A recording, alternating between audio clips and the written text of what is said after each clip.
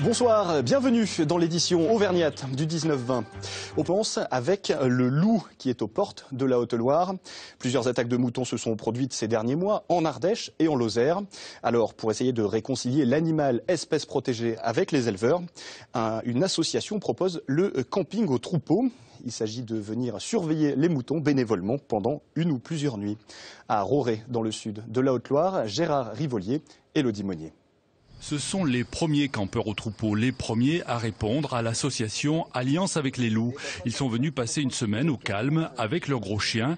Leur seul engagement, rester dans les tentes à proximité des moutons entre minuit et 6 heures du matin pour faire fuir d'éventuels loups par leur seule présence. Les moutons, non, ils viennent dormir à côté de nous la nuit. Ils sont attirés par le chien, en fait, ils sont fascinés par le chien. Donc le soir, elles viennent autour du campement. Donc on n'a pas à les surveiller, ni à faire de ronde, ni quoi que ce soit. Dans ces gorges de l'Allier, il n'y a pas eu d'attaque de loups, mais à une vingtaine de kilomètres plus au sud, en Ardèche et en Lozère, sa présence est avérée. Il aurait encore égorgé des moutons la semaine dernière, d'où la colère des éleveurs et cette expérience pour tenter une cohabitation bien difficile. C'est une expérience. Si on n'expérimente rien, on ne peut pas savoir ce qui va se passer. Évidemment, si le loup attaque alors qu'il y a une présence humaine sur le troupeau la nuit, ça sera une expérience qui s'arrêtera. Maintenant, jusqu'à présent, rien n'a été proposé de préventif. Et on est dans la prévention.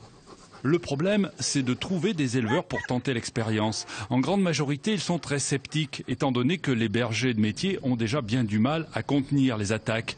Alors ils préconisent une solution plus radicale.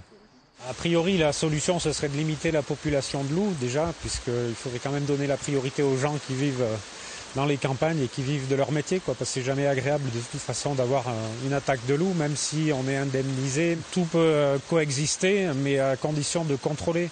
Ce qui fait un peu peur, c'est les zones où il n'y a plus de contrôle. Ce camping au troupeau est sans doute une première qui risque de ne pas être très concluante, faute de volontaires, tellement le sujet est passionnel dans ce secteur aux portes du Gévaudan, qui se croyait définitivement débarrassé de la bête.